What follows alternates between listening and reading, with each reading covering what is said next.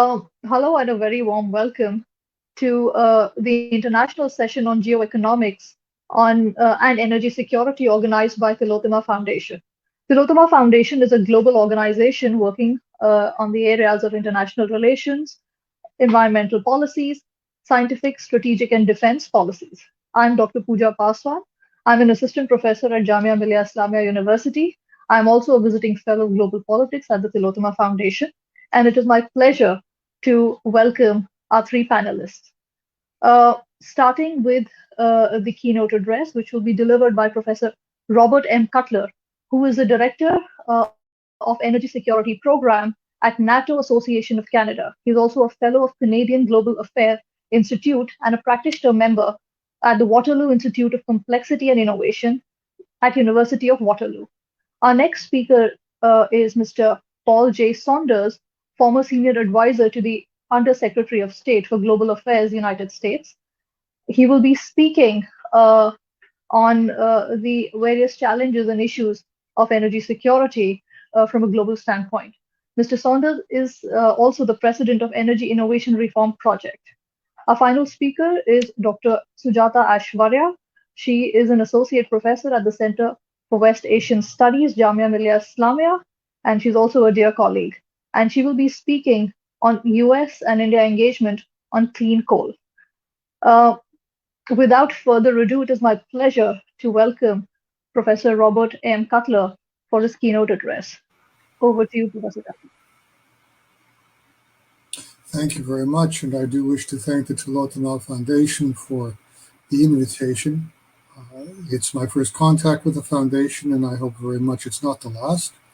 And to thank the other panelists for taking their time to participate, and of course the organizers and everyone behind the scenes.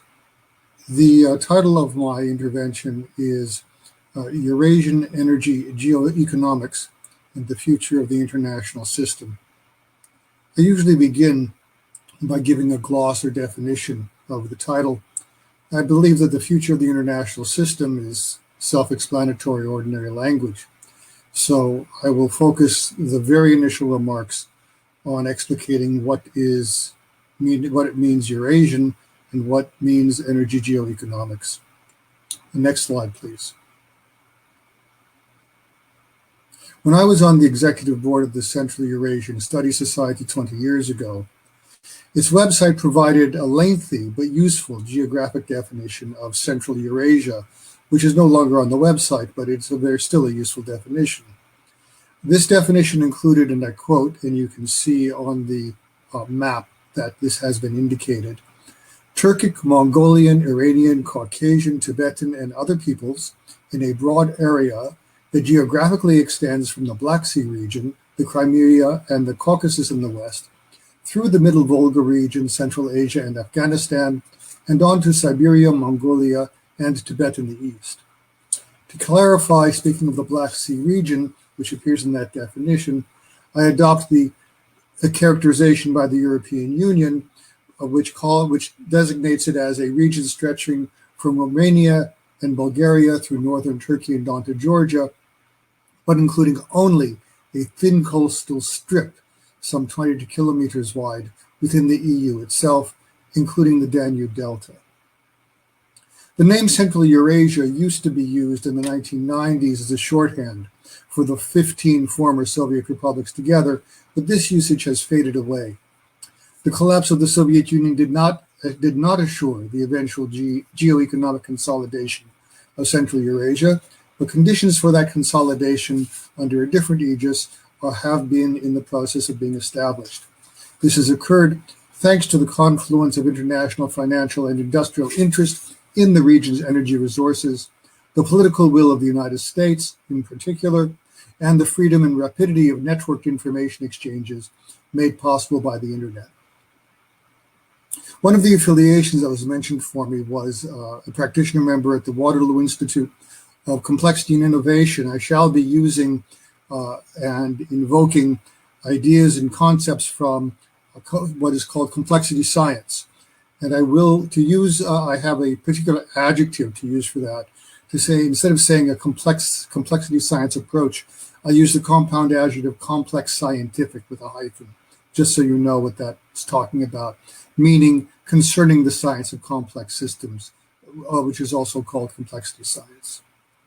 So here, what I will describe to you is the complex scientific evolution of energy geoeconomics in Central Eurasia, with a focus on the Caspian Sea region and its geopolitical extensions since the early 1990s. Next slide, please. The term geoeconomics focuses attention on how international structure constrains national choices over energy resource development and export and import, but without determining these choices uniquely. It draws attention, geoeconomics does, to how those choices feed back into the structuration of regional international systems and how these regional systems constellate themselves so as to configure and reconfigure so-called system-level international structures. Edward Luttwak introduced the term geoeconomics in its modern sense, but without specific reference to energy. The approach that is proper to the analysis of Central Eurasian energy development is not as Clausewitzian or as neo-Clausewitzian as his. And in particular, it is animated by the insight of the Swiss-American international relations scholar Arnold Wolfers in the middle of the last century, who an insight that is really a common sense piece of wisdom, but which got lost in the abstractions of North American international relations theory during the Cold War between the levels of analysis of the system and the state actor. That insight is the common sense acknowledgement that foreign policy strategies are conditioned by territoriality, shaped by geographical location, and informed by geographical understandings about the world. The better to define geoeconomics, it may be contrasted first with the geopolitics approach. The latter concerns how a state's geographical situation and natural environment influence its practice of foreign policy. The intellectual heritage of geopolitics, associated with such names as Alfred Thayer Mahan, Karl Haushofer, Halford Mackinder, and Nicholas Spickman, is over a century old. In the last few decades, it has been challenged by a school calling itself critical geopolitics, which seeks to unpack the discourses by which elites and publics construct spaces for political action. This has in turn led to an approach calling itself neoclassical geopolitics that seeks to re-emphasize physical and geographical determinants of international political action, but with a more global perspective and attention to non-state actors.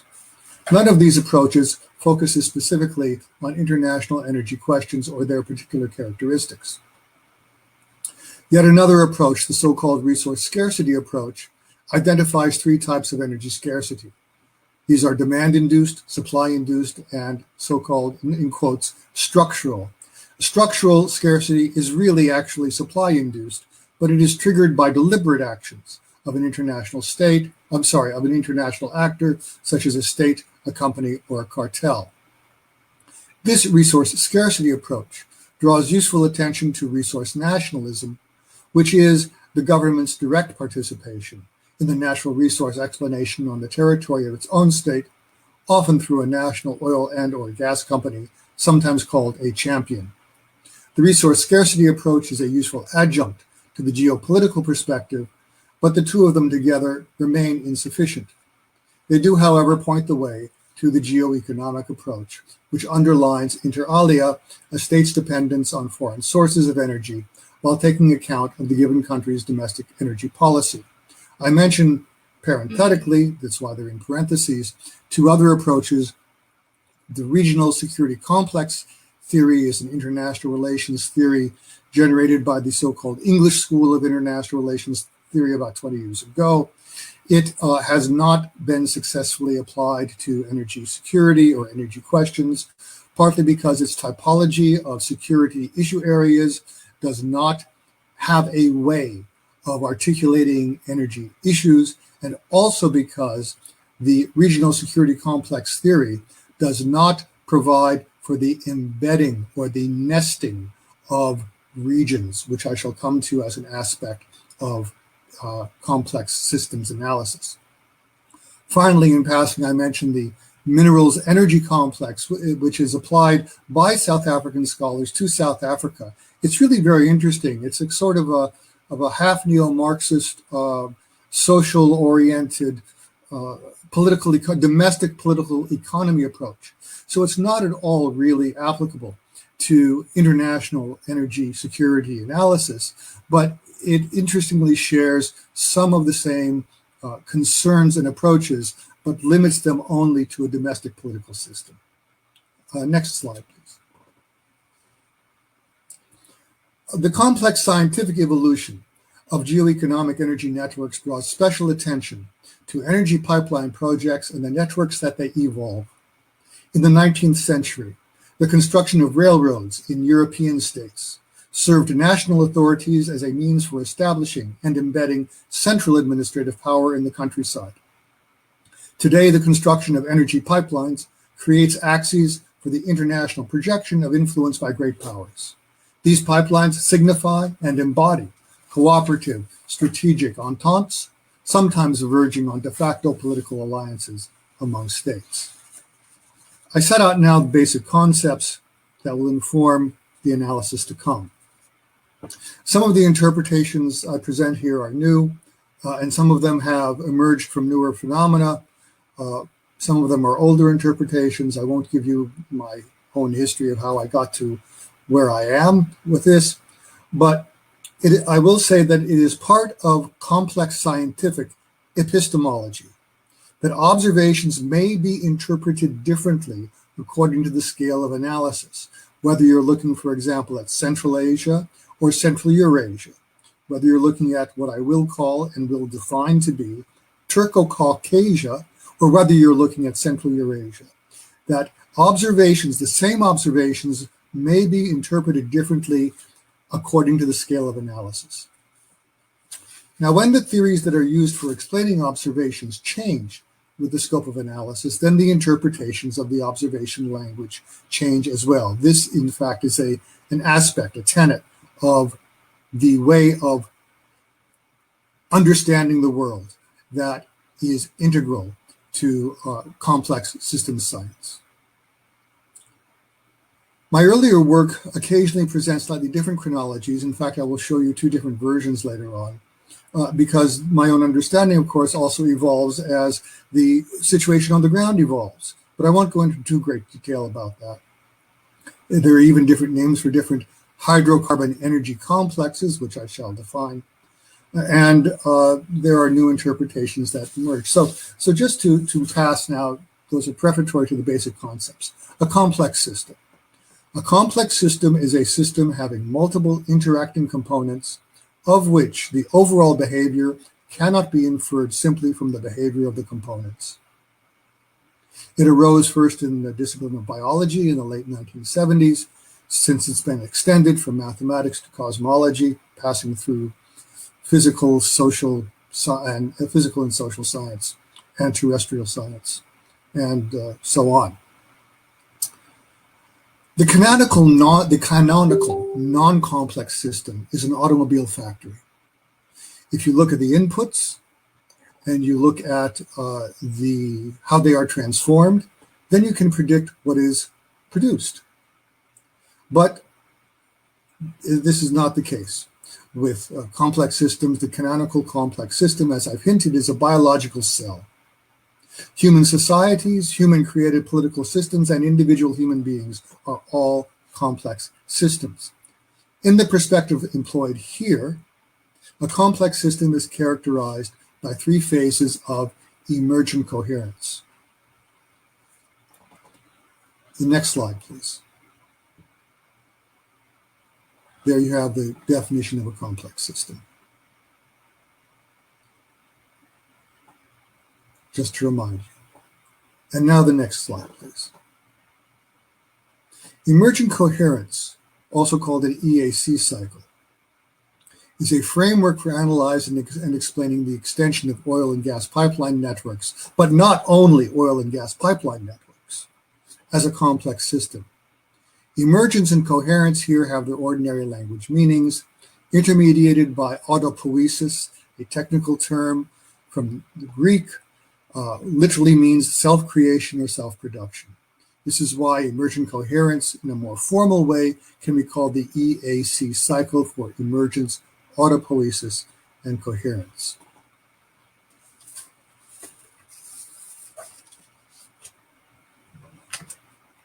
Autopoiesis, I might add, refers to the capacity of a complex system to establish autonomously self-generated goals and to pursue them via an evolutionary adaptation to its environment. The reflection on one's own life, the life of people one knows, give the common sense understanding of the plausibility of this approach. Next slide, please. I'm not going to read this slide. That's just for you to look at while I'm talking. It tells you a little more about emergence, autopoiesis, and coherence. It gives you the definition at the bottom of autopoiesis, which I just gave you.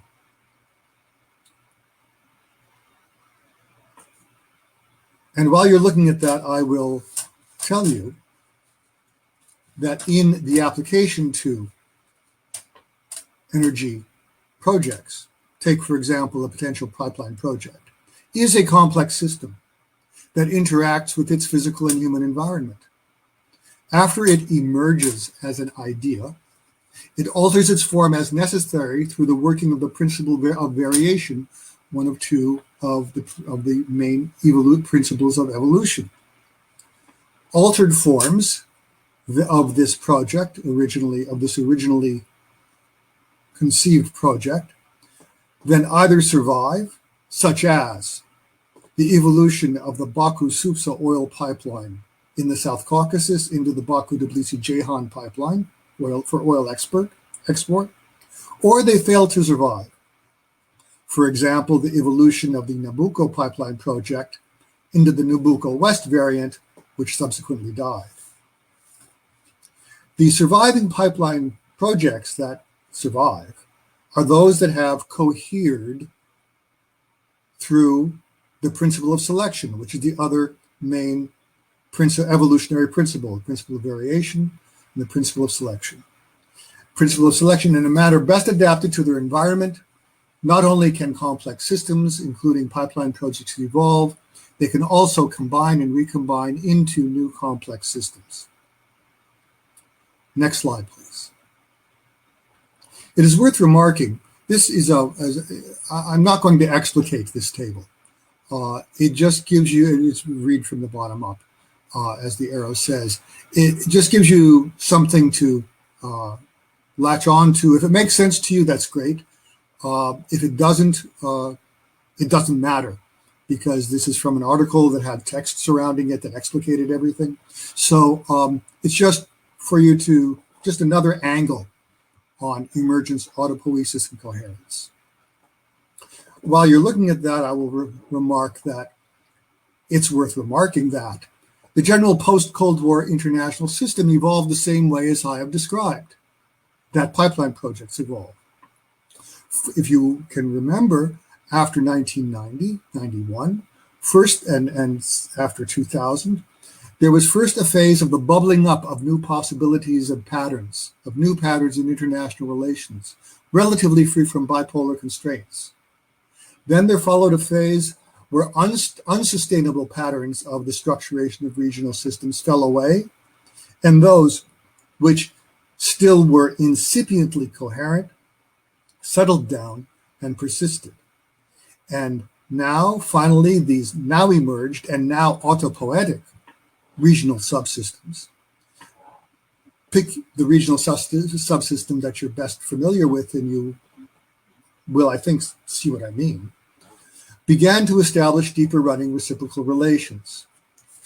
This last development of deeper running reciprocal relations amongst surviving autopoietic regional subsystems of international relations has reinforced their coherence as well as also constrained their autonomy with respect to their own evolution as regional subsystems of the general international system.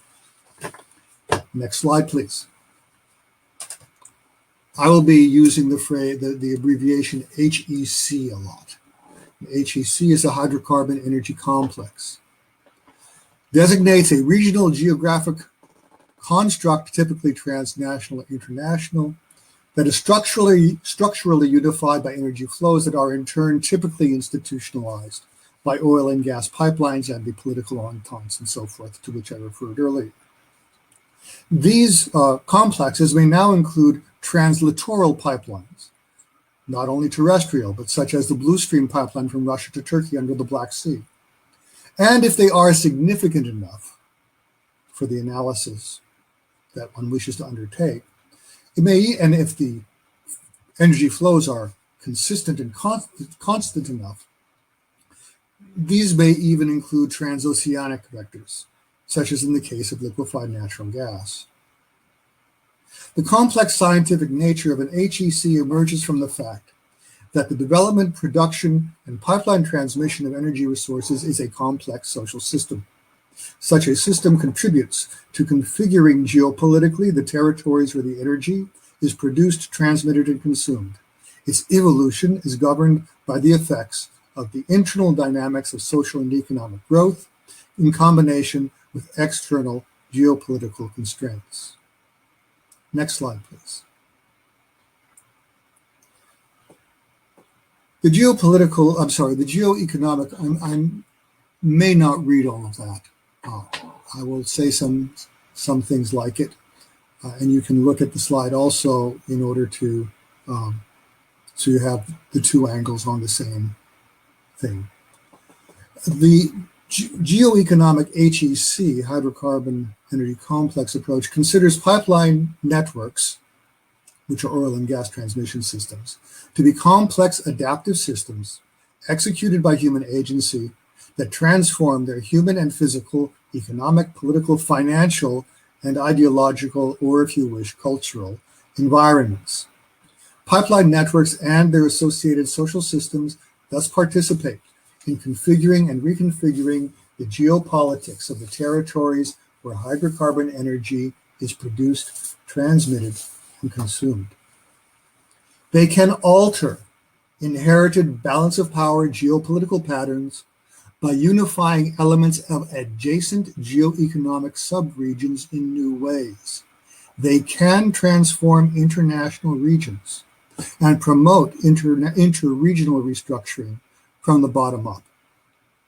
This is most evident, perhaps, in the Circumcaspian littoral regions in the 1990s and the early 2000s.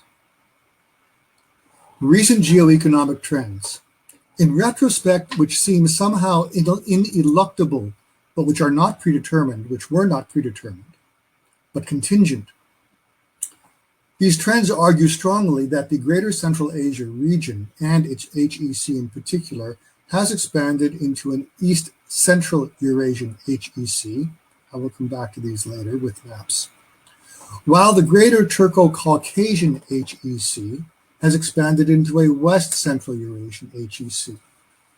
The present evolution of the East Central and West Central Eurasian HECs, particularly their emerging interconnections, was not predetermined. And the degree to which it is realized, now and in the future, depends, like their evolution, on human agency, constrained by the international and geophysical environment. This human agency has prevented certain other tendencies of energy geoeconomic evolution over the same period of time. However, the evolution shows an aesthetically pleasing tendency toward unification.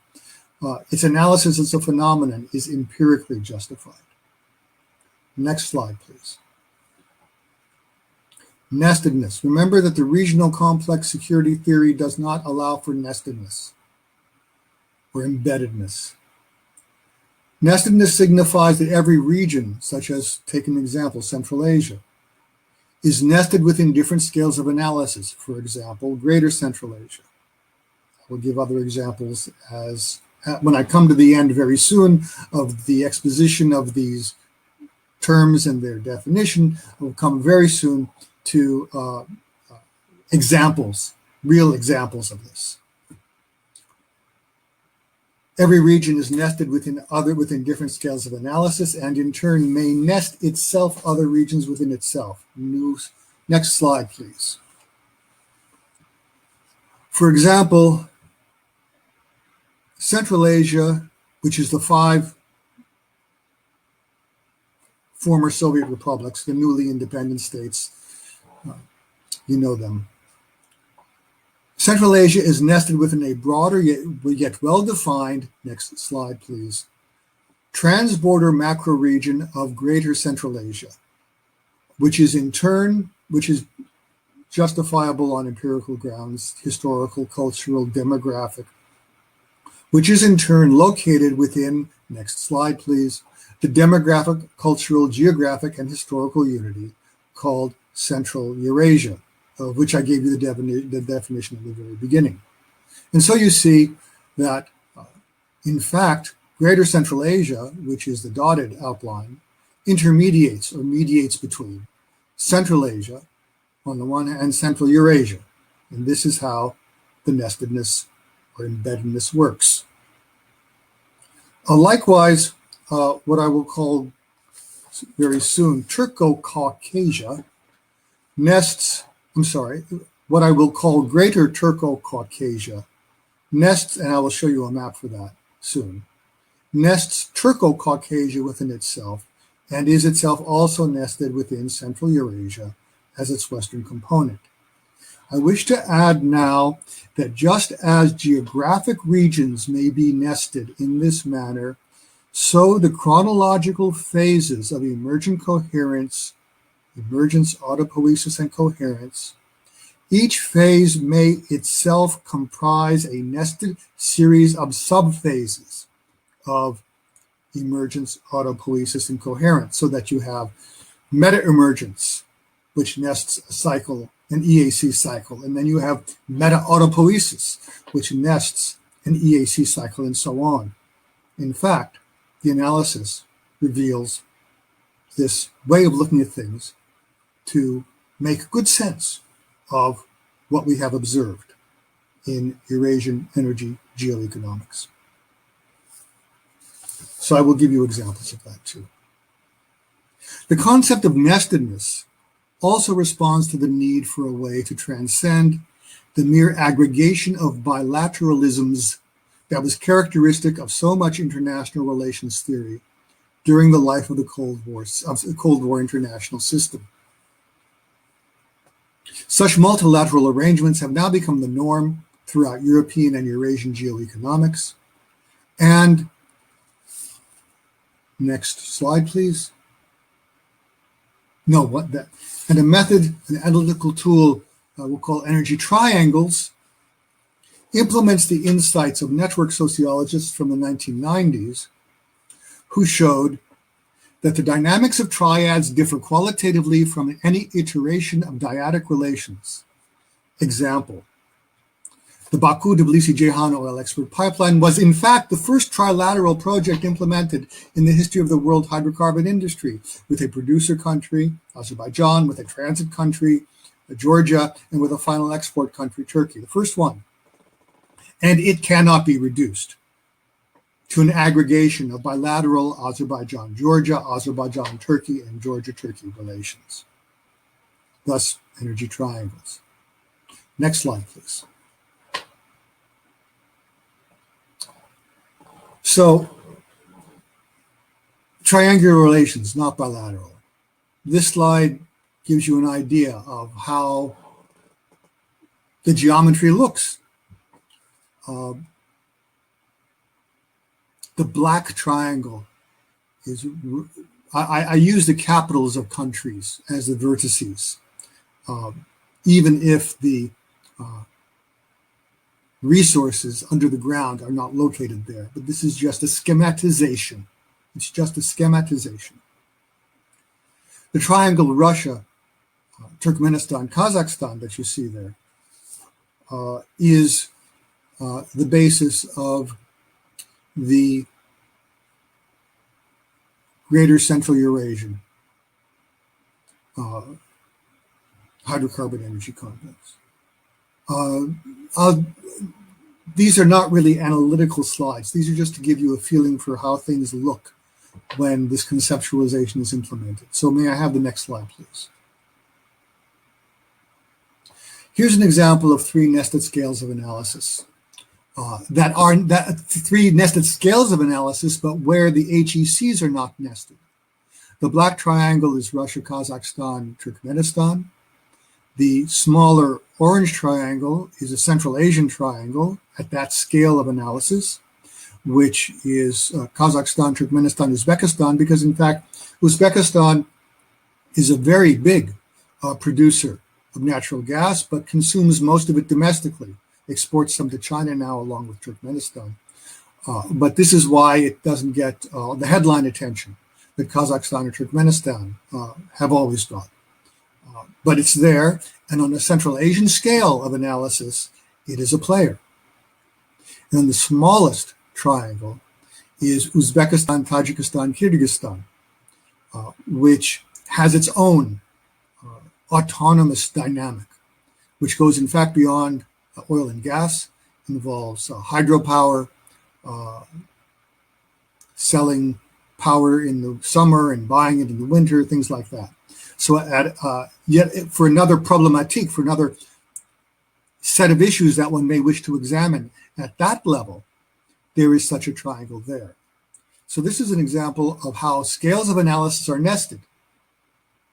And usually, in the cases I gave you before, the HECs that we want to look at are also nested one way or another. But this is an example of how they don't have to be. But that's because each level of analysis is addressing a different problem, which is proper to the scale of analysis. Thank you. Next slide. And I'm afraid this is probably a little confusing, but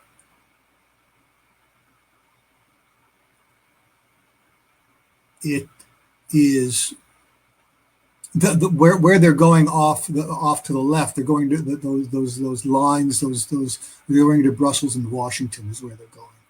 So if this slide makes any sense to you, that's good. If it doesn't make any sense to you, please don't blame me. And we'll go on to the next slide. Now, early on, that is to say, when I started looking at these things, in the first decade of the century, I thought that it would make sense to conceive an HEC, which we call Greater Southwest Asia. You can see what's there: Turkey, Iraq, Iran, North Caucasus, part of Central Asia.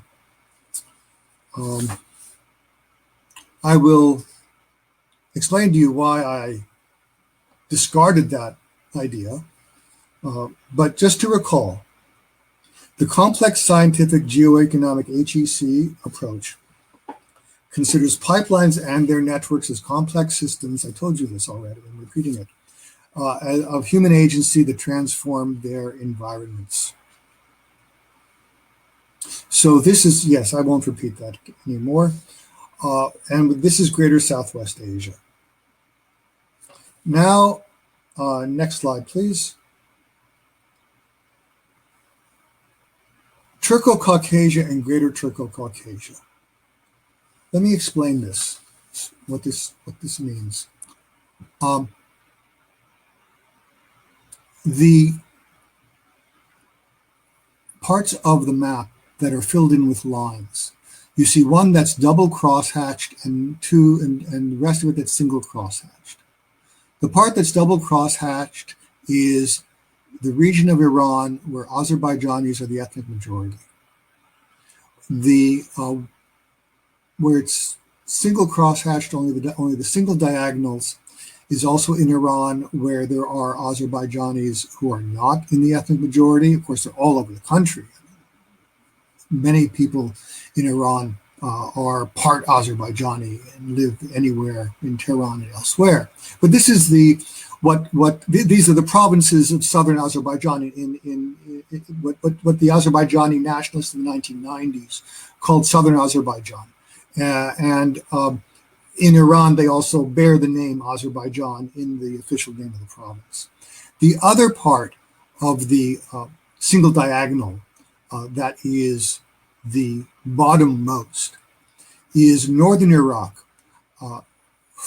focused on the Kurdish regional government because in the 2000s, when I say 2000s, I mean the decade, of course, not the century. In the 2000s, it was conceived possible that the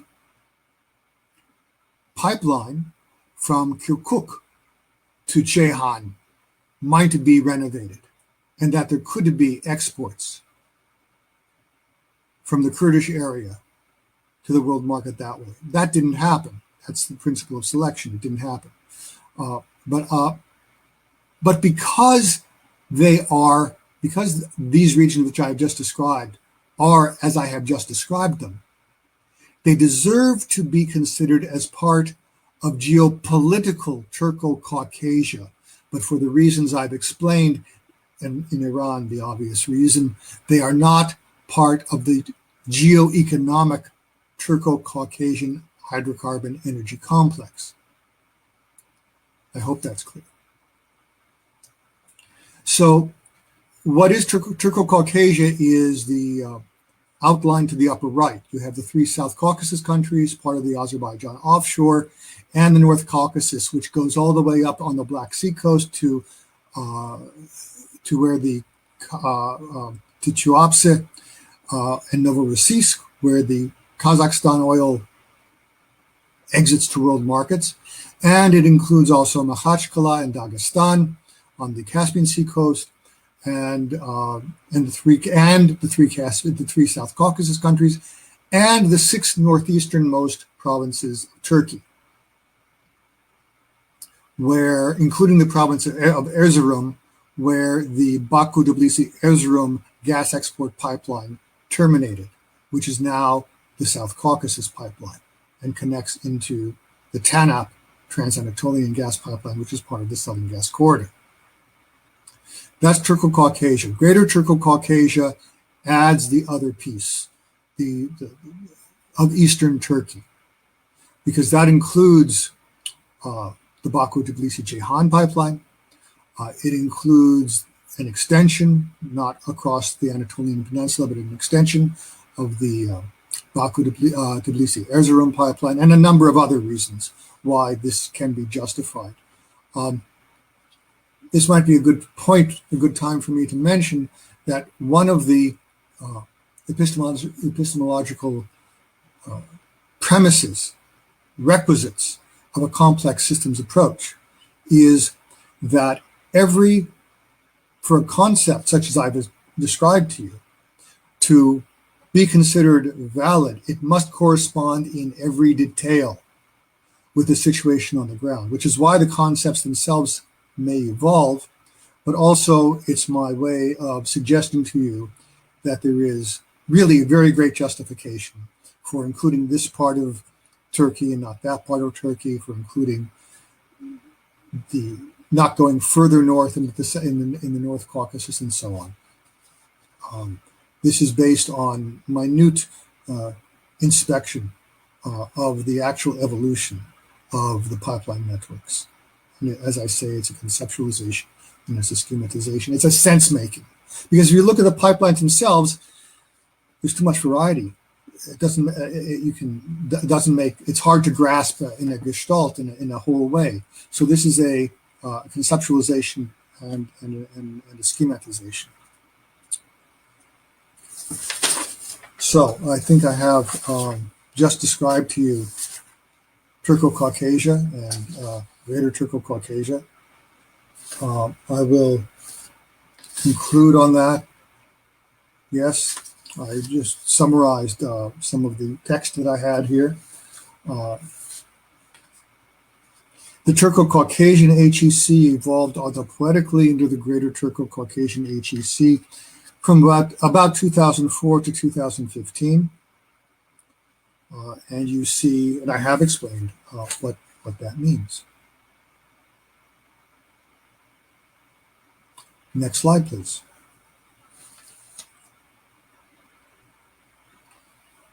Central Asia and Greater Central Eurasia. I've mentioned that the Central Asian HEC is the 5 Central Eurasian states. The Greater Central Asian HEC includes much of the eastern North Caucasus that is not part of the Greater Turco Caucasian HEC. It includes southern Siberia, western Mongolia, Xinjiang, and a little bit else. In the middle of the 2000s, when each HEC, if you think of the Greater Turco Caucasian on the one side of the Caspian and the Greater Central Asian one mainly on the other side of the Caspian, when each of them was reaching its autopoietic stage, remember, emergence, autopoiesis, and coherence, it was intended that an extension of the Nabucco gas pipeline project, which would have gone to Baumgarten, Austria, from Turkey, taking Azerbaijani gas, it was intended that an extension of the Nabucco gas pipeline project should itself go to Central Asia. This is the famous, well-storied Trans-Caspian gas pipeline. This project points toward the eventual, I use that in the also in the French sense, like it may or it may not happen, but it's also eventual, knitting together of the Greater Central Asian and Greater Turco-Caucasian HECs and their respective enlargement, and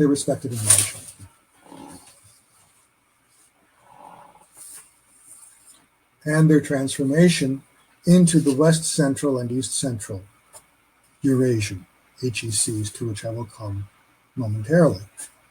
Next slide, please.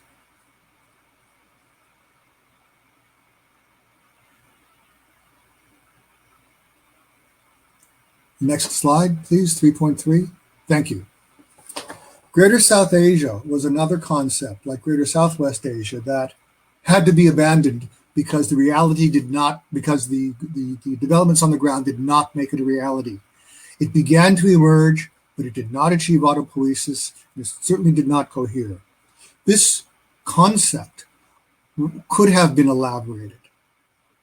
elaborated in the second half of the first decade of this century, when there was a lot more talk then than there is today about the TAP or the TAPI pipeline, Turkmenistan, Afghanistan, Pakistan, India, when before the Iran-Pakistan-India pipeline fell apart due to, as I'm told, the negotiating behavior on the Iranian side, the irregular behavior of the negotiators on the Iranian side, and so on, and other projects. You see also Myanmar is in there. So this could have been an HEC, but it didn't happen. So next slide, please.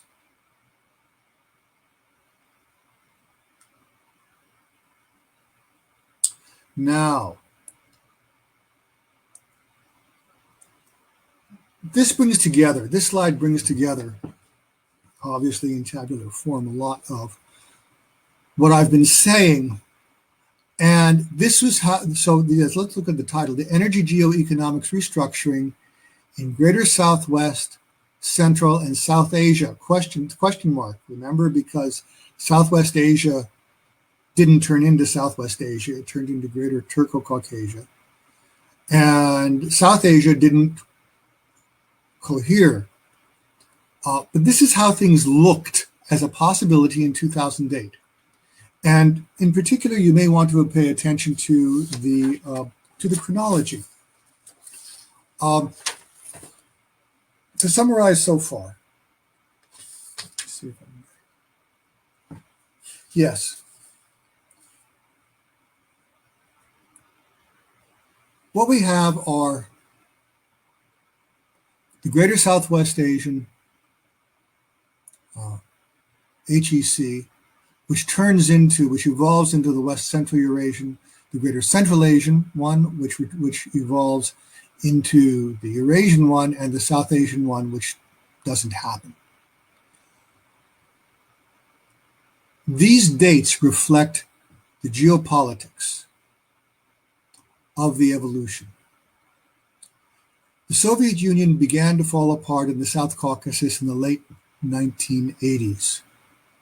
It did not fall apart in Central Asia until almost 5 years later. In fact, for 4 days at the end of December 1991, Kazakhstan was the USSR because Gorbachev had declared the abolition of the USSR in his Christmas speech.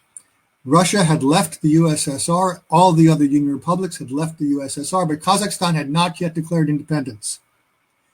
And then it did. Historical footnote of mild interest.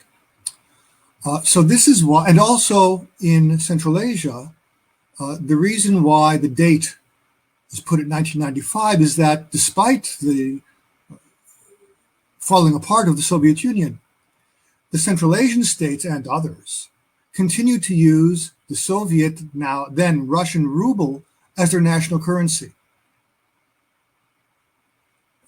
They did not begin to introduce their own national currencies until 1993, some of them 94, which is a prerequisite for autonomous economic development, et cetera, et cetera, et cetera. This is why the start point for the emergence, the first phase of emergence for Central Asia, all of that, is put in 1995. On the other hand, as you may well recall, the South Caucasus began to fall apart even before the Soviet Union ceased to exist. You had ethnic conflicts in Georgia. You had the First Karabakh War in Azerbaijan.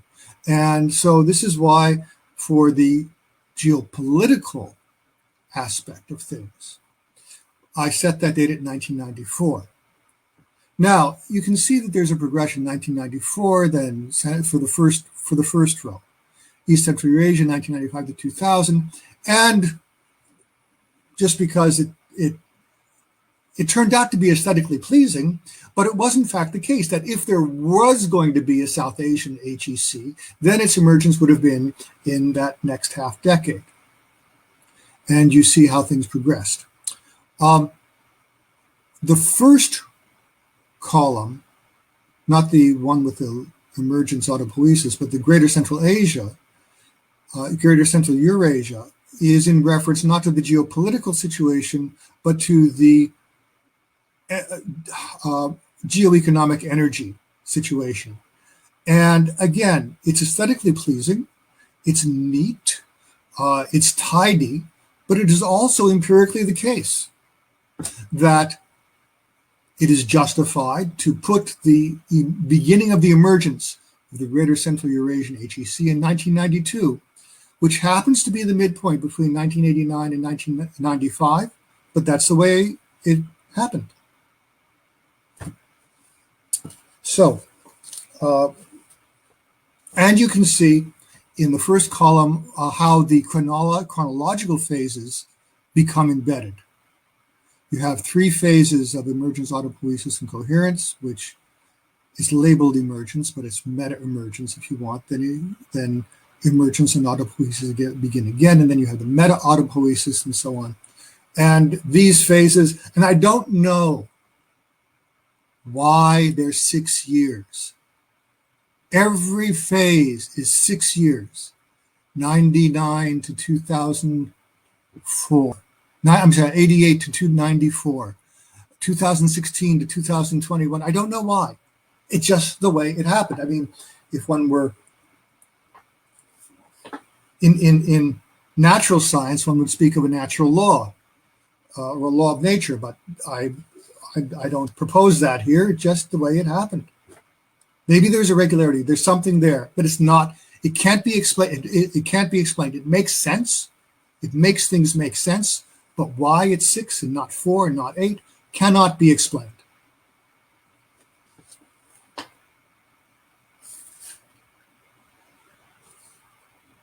So to summarize so far, On the West Caspian shore, the Turco Caucasus HEC emerged from 1992 to 2003, developed autopoietically.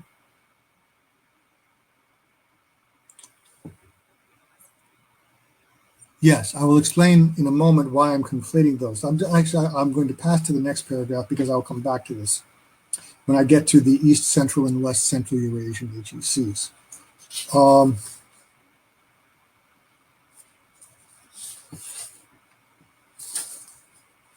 I'm sorry, is there a slide 4? Can we go back to 3.5, please? Thank you. Is the next slide actually number 5?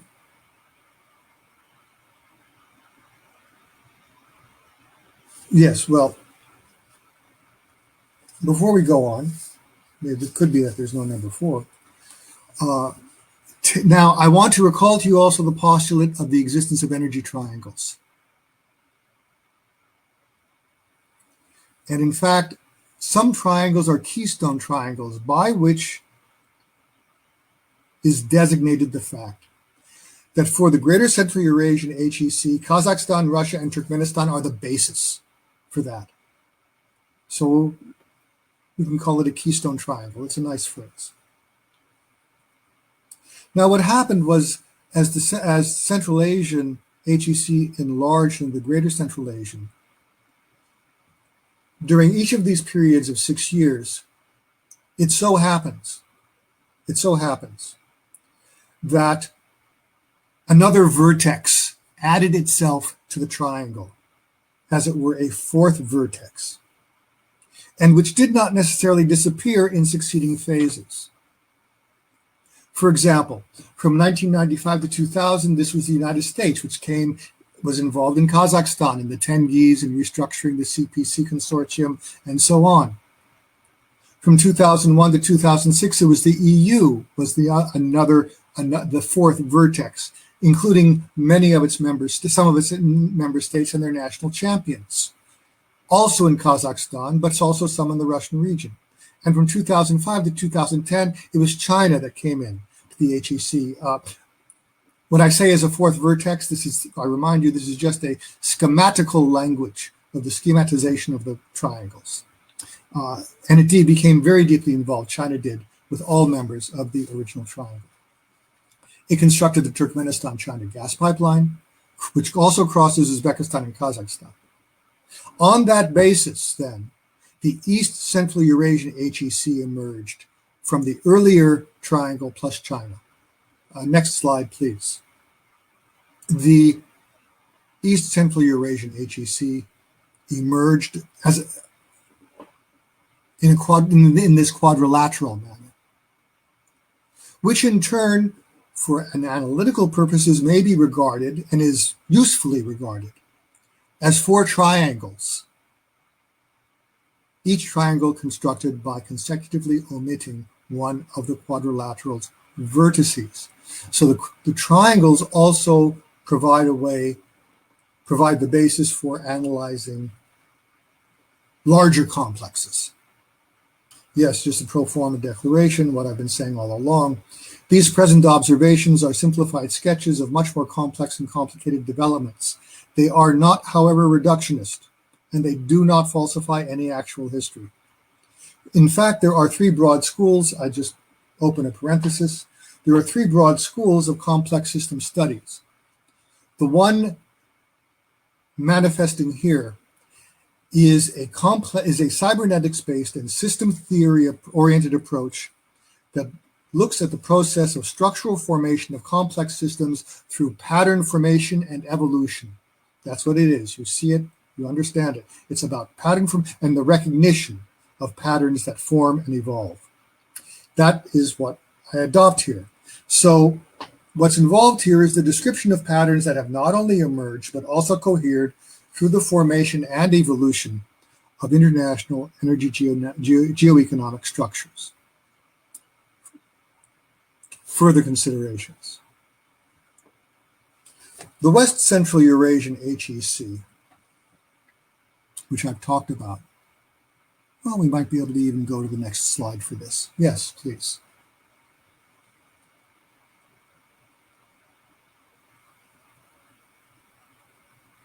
And there you see the triangle I mentioned: Russia, Kazakhstan, the two triangles. I'm sorry, the two quadrilaterals: Russia, Kazakhstan, China, Uzbekistan on the one hand, and Russia, Azerbaijan, Turkey, EU on the other hand, because the foundational the Keystone Triangle for the Turco Caucasian and Greater Turco Caucasian HECs is Russia, Azerbaijan, Turkey.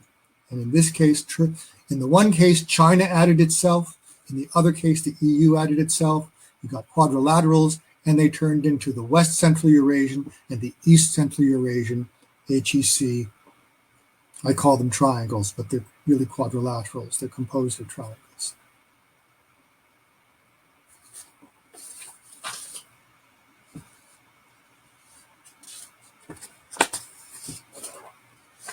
I see that my time is running, so I will leave some things perhaps unsaid. There's a lot more detail about in my notes that I'm looking at about how all of this happened, but I'll skip that. Now, the other part of the title of the talk is the future of the international system. And I'm going to say a few words about that, and it may elicit some comments and questions.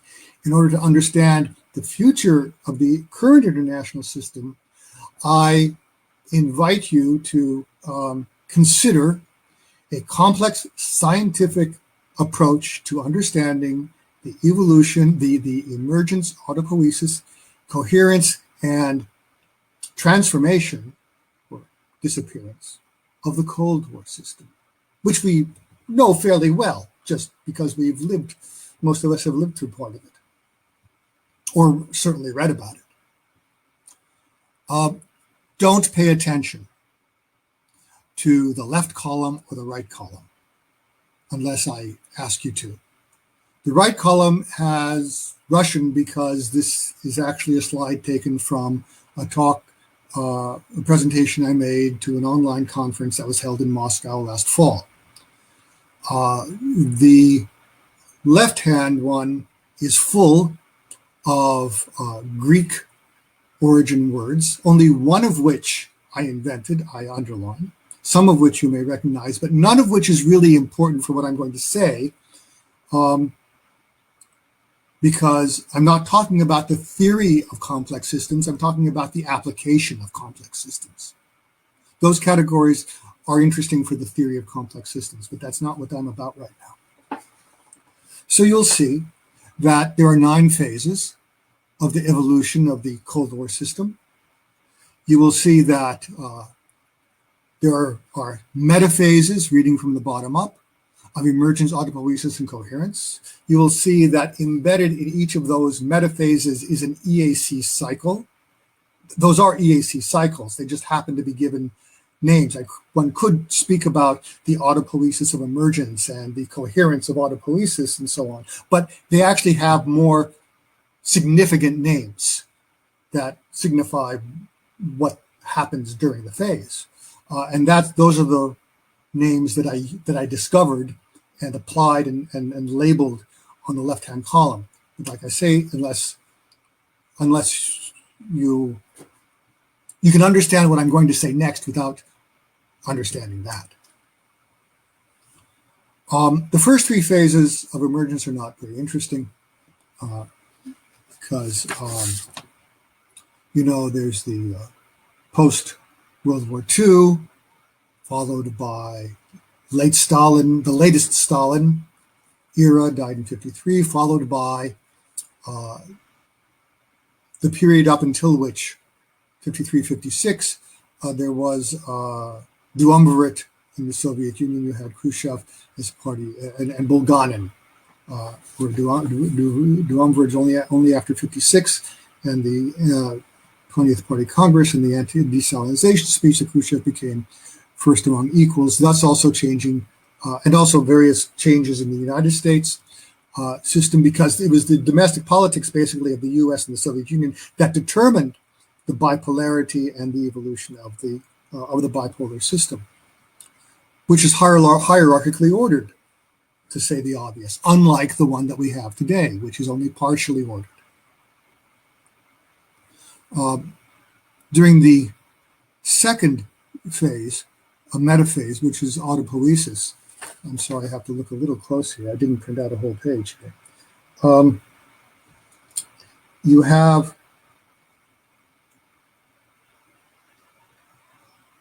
Khrushchev and Kennedy, you have the beginning of détente, and you have the realization of détente. You have the European détente and the Soviet American détente running up until 75. Now, what happens? This is the main point for complex systems. And this is just an example. Cold War systems is just an example. I'm going to use that example by analogy to the current international system to suggest to you a projection about how the current one is going to evolve.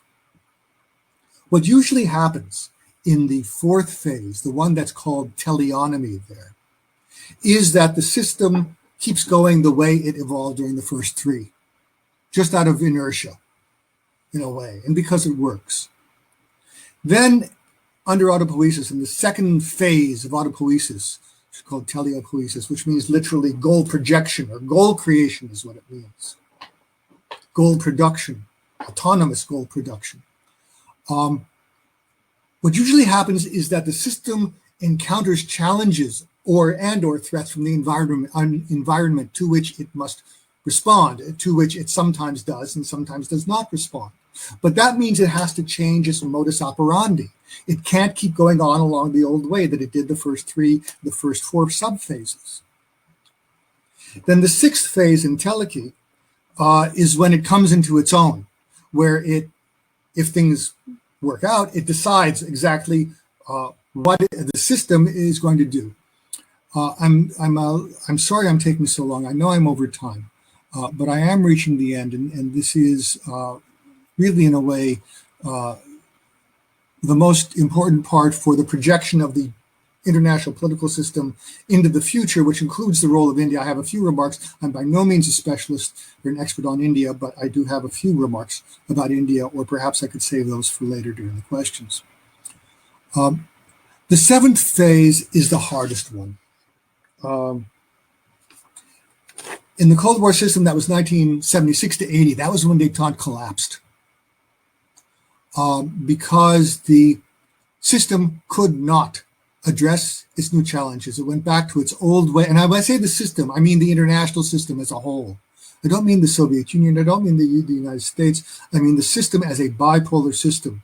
Went back to its habitual way of managing its structure that it learned, so to speak, from the beginning. And because there were new changes in the system that arose from increased economic prosperity, increased education, which make more demands by citizenries upon their governments, which changes the ways in which states act toward one another and empowers them against the dominant states. Remember that it was during the Cold War system in the 1960s that the French and British empires decolonized, with notable exceptions such as India. But by and large, especially in Africa, it was that. So it's not that long ago. And so the system couldn't find a way as to manage the empowerment of these new citizenries. Bipolarity didn't do it. And then the system fell apart. And I'll stop there. I'll just won't further explicate that. But what I will conclude upon, I think this is time for not yet time. Yes, the next slide. Yes, the last slide, 5.3, is the projected evolution. Yeah, I'll talk about the Trans-Caspian pipeline if you like, but not now. Projected evolution. Now, this is the same schema.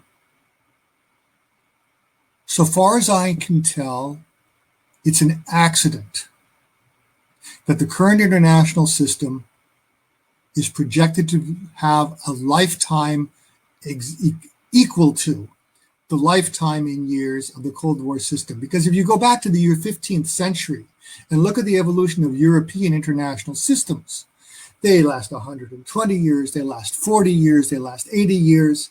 There's no constancy. So far as I can tell, it's an accident.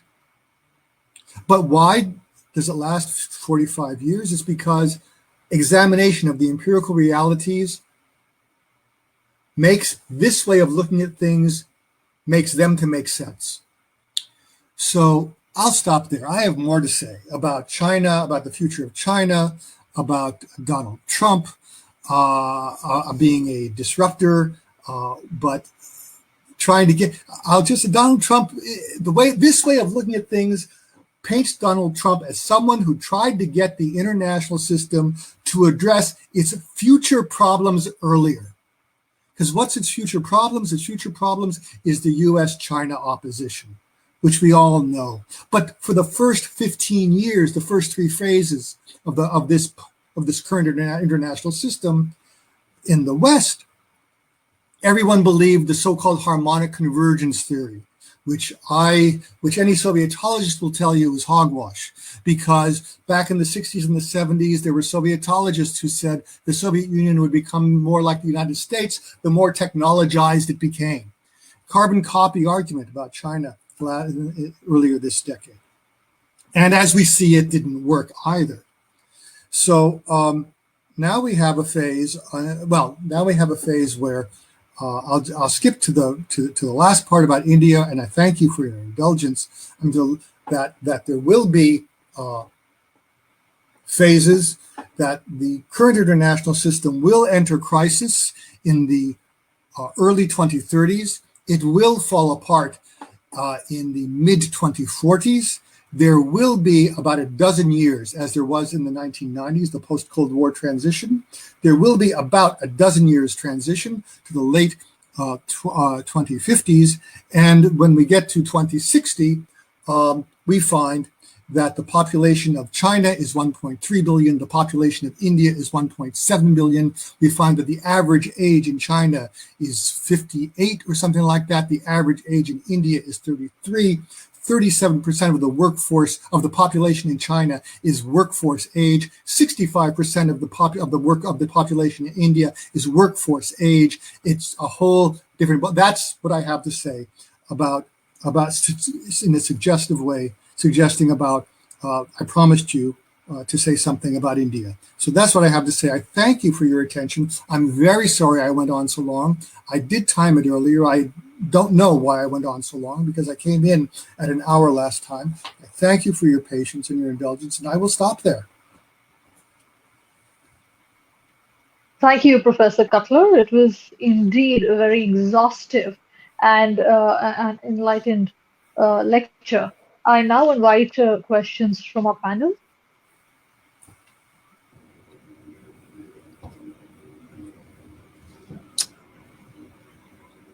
Well, I guess I'd certainly be interested in hearing a little bit more of Professor Cutler's views about the near future.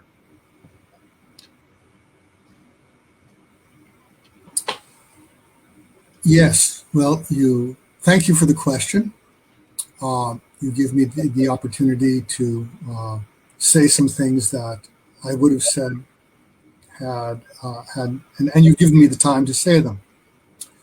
To repeat, President Donald Trump brought the China issue, let us call it that, to the forefront. It would not have happened in the same way at the same time without him. You can say that for sure. So that, in fact, this being his term of office coinciding with the fourth phase of complex systems development, teleonomy, the time during which the system usually goes on as it had gone on before, this was a total change and remarkable for being so. The fifth phase runs from 2021 to 2025. And we can see, in some ways, a reversion. There are indications under President Biden.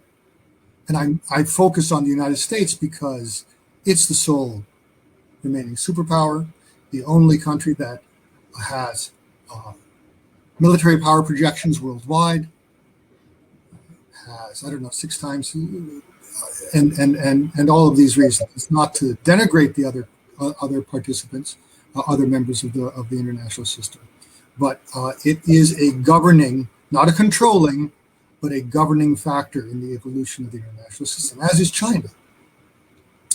So in the present situation, rather than trying to, during which under the Cold War system, the system tried to evolve new ways to address new challenges, we have in some respect a reversion to the old ways of ignoring the challenges.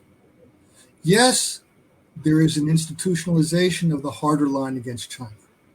But, and now I get more to answer your question without reference now necessarily to the individual tranches of time, although I could do that. We can take the questions at the end of the panel and continue with the panelists. So that'll be a more conducive way and a more effective way of discussion. I'm going to ask Mr. Saunders to please deliberate on the matter. Thank you very much. And like Professor Cutler, I'd certainly like to start by thanking the organizers and everyone involved. Certainly very pleased and honored to have this opportunity. So I'll try to speak very briefly, hopefully for about 10 or 12 minutes with a view to trying to explain, from an American perspective, of course, what I think is happening in the United States right now and how that fits into the global energy environment and into particularly into geopolitical competition. Just very quickly, 5 points. First point, I think in the United States, perspectives on what energy security means have really evolved. And when I talk about perspectives here, I'm referring to perspectives among our policy and political elites in the United States, more than society as a whole. And so how have views of energy security evolved? Well, the United States, over the course of the last decade or so, has been able, through technical innovation, to produce enormous new amounts of oil and natural gas. In the case of both of those commodities, actually to start exporting them. Some setbacks for the U.S. oil sector, of course, in the wake of the COVID-19 pandemic, and also the Russia-Saudi Arabia oil price war kind of early in the pandemic. But broadly speaking, the American political and policy elites have started to worry much less about America's ability to have access to these resources and to think more about prices. At the same time, however, this anxiety about continued access to energy, I think, still is from Washington kind of projected onto many of America's allies. So we have a political elite that worries a great deal about the energy security of our allies, and especially to give kind of a concrete example in the current context about the Nord Stream 2 gas pipeline from Russia to Germany. Second point, we're clearly in the midst of a global energy transition. There are different perspectives on how quickly that will move, on the extent to which oil and gas and for that matter coal will remain important components of the global energy system 30 years from now. Personally, I tend to be more on the side of that debate that expects fossil fuels to continue to play a pretty significant role, but others certainly have a different perspective. In any event, we're seeing enormous innovation in the energy sector.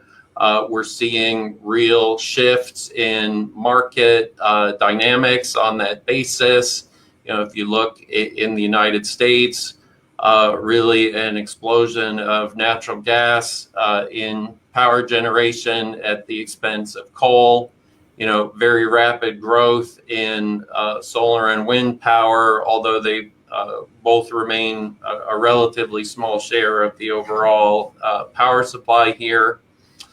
And this transition also, because of the material inputs, that are required, and particularly for solar panels, wind turbines, and actually especially batteries for electric vehicles, but also for grid level storage and other purposes, has really shifted a lot of the focus of our elites onto the security of supply chains for those material inputs, critical minerals and the so-called rare earths. So we see just an enormous increase in concern in Washington, in the Congress, in the national security bureaucracy, in other parts of the government surrounding the security of those supply chains. Thirdly, as Professor Cutler was discussing, we have this real acceleration and intensification of the geopolitical competition between the United States and China. And I certainly agree with Professor Cutler that during the Trump administration, that happened sooner than it probably would have otherwise. But you have an American political elite that's increasingly focused on competition with China, certainly also very focused on competition with Russia. There's a fear that the United States could lose its technological leadership across a broad range of areas, artificial intelligence, communications. We've seen the whole during the Trump administration focus on 5G telecommunications technologies, but also many of these new energy technologies. And this reflects, I think, in many respects, kind of a rebirth of economic nationalism in the United States and elsewhere. Fourth point, I've mentioned already a few times the Congress. I think the U.S. Congress is really increasingly preoccupied, especially with the competition with China. And I'm just going to look off to the side here for a second so I can list several bills that have been proposed in the U.S. Congress since the beginning of the current session in January. And this is just to give everyone a sense of the kinds of legislation that's emerging in the Congress. I'm not sure that any of these will necessarily become law, but my point here is really to illustrate sentiment in the Congress, and it's largely bipartisan. So the Stop China's Intellectual Property Theft Act, the China Technology Transfer Control Act, the Stopping Chinese Communist Involvement in the Power Grid Act, the Uyghur Forced Labor Protection Act, and that relates to concerns surrounding forced labor in Xinjiang, where a large number of solar panels and materials for solar panels are processed and manufactured. The China Research Funds Accounting Act, which relates to Chinese support to American universities or individual researchers. There's a bill that would prohibit the procurement of solar panels that are made or assembled in China. There's a bill that would require federal contractors to disclose any contracts that they have with Chinese firms. Then at kind of a broader level, there's a bill calling for China to reimburse the United States for costs related to the COVID-19 pandemic. And there's a bill that would revoke some elements of normal trade relations between the United States and China, which of course came about when China joined the World Trade Organization. Again, this is just to kind of illustrate the preoccupation in the Congress with China and the tone in Congress surrounding China. Last point, in talking about the Biden administration, I think, the Biden administration clearly has a very different style from the Trump administration, and President Biden has a very different style from President Trump. This administration, I think, is more internally organized. I think it is much more focused on multilateral cooperation and coordination with allies and close partners, and certainly that would include India. And it's actually focused on climate change, and that has significant implications for energy policy in a way that the Trump administration really was not. Getting to Professor Cutler's comments about the structure of the international system and its evolution, however, it's very clear that the Biden administration, like the Trump administration, really does view the U.S. competition with China as the central organizing principle of American foreign policy. And that will have very significant implications in the coming years for all of America's allies and close partners, and frankly, for any government in the region. And certainly I expect many others outside the region who find themselves caught in this intersection between the United States and China. So let me stop there, and thank you again very much. Thank you, Mr. Saunders. Our next speaker is Dr. Sujata, and after which we'll take the questions at the end. Dr. Sujata, over to you. Let me begin by thanking the Tillotoma Foundation for inviting me to participate in this knowledgeable panel discussion. The topic of my presentation today is India-US engagement on clean coal. Now, coal, of course, in this era of energy transition and decarbonization, is the most reviled of all fossil fuels. And coal industry is now threatened by its environmental problems caused by traditional ways of coal utilization. So coal burning, as we all know, emits carbon dioxide, which is the primary greenhouse gas. So what do we understand by clean coal technologies? These technologies are, are methods which enable power plants to burn coal more efficiently, thereby emitting less carbon dioxide and other greenhouse gases, and of course, less of pollutants. They also enable industry to burn coal, particularly the steel industry, and if a clean coal technology is combined with the industrial emission of carbon dioxide, then steel production and industrial use of coal also becomes cleaner than what it would be if clean coal technologies are not used.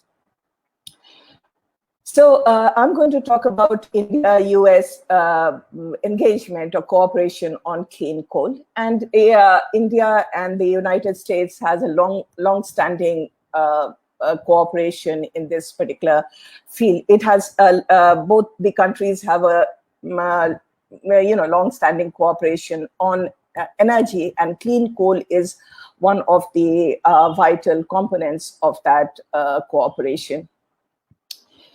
So the United States, through several bilateral and multilateral fora or multilateral processes, has sought to promote clean coal technology or clean coal technology and methods in India. These are the US-India Strategic Energy Partnership or Dialogue, now the partnership, and the Asia-Pacific Partnership on Clean Development and Climate, Partnership for Advancement of Clean Energy, PACE, and the latest US-India Strategic Energy Partnership. So these are the four bilateral and multilateral fora through which the US has sought to promote clean coal technology and methods in India. Now, clean coal programs and activities have been designed to address India's energy security and the need to use energy in a clean manner or a sustainable manner, while utilizing the technical expertise, technologies, and best practices from the US. So through a suite of initiatives undertaken by the USAID and Department of Energy and Department of Energy's laboratories such as the NETL, National Energy Technology Laboratory, and these initiatives have been implemented between 1982 and 2014. And through several of these initiatives, Indian utilities have been introduced to a wide and developing range of clean coal technologies and best practices. So although these initiatives have come to an end in 2014, there is much to look forward to as far as India-US clean coal cooperation is concerned, and I'm going to talk more about it in the later. So let's look at the few projects that have been executed under the India-US Clean Coal Partnership.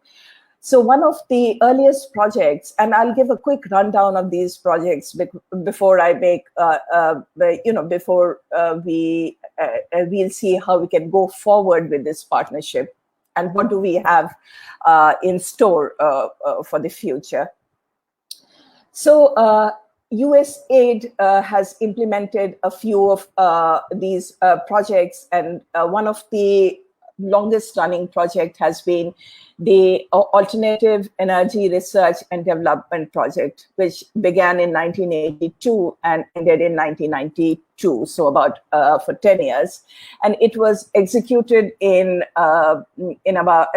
two phases, let's say.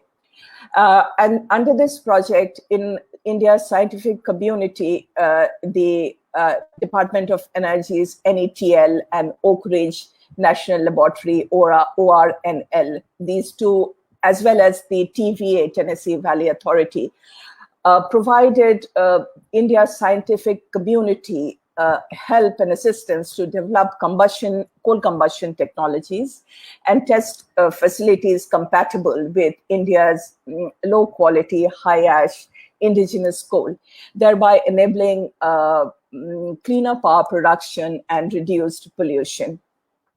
So DOE's NETL, ORNL, and TVA provided technical support support for the establishment of the fuel evaluation test facility, at the BHEL, which is India's public energy company, BHEL Bharat Heavy Electricals Limited, at its R&D center at Trichy in Tamil Nadu.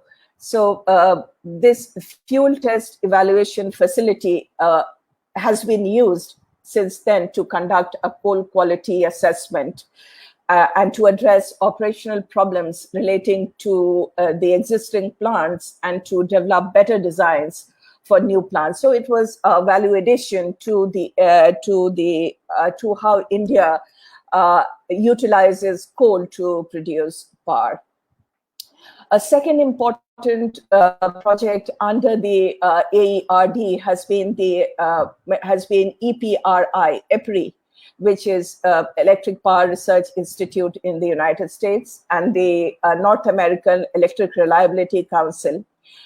These two organizations have provided BHEL, India's BHEL, with diagnostic techniques, practices, and methodologies to perform what is called the real-life assessment of critical power plant components. Now, this assessment has enabled a renovation and modernization of power plants in India and has enabled power plants to run more efficiently. Following the initial demonstration in 1992, RLA practices real-life assessment practices, remaining life assessment practices, have been widely adopted in India, and it's still adopted, and it is one of the important components of increasing the capacity of power plants in India. The third project of AERD was the help given by NETL to BHEL to design and develop two state-of-the-art coal-based pilot test facility for coal combustion and gasification.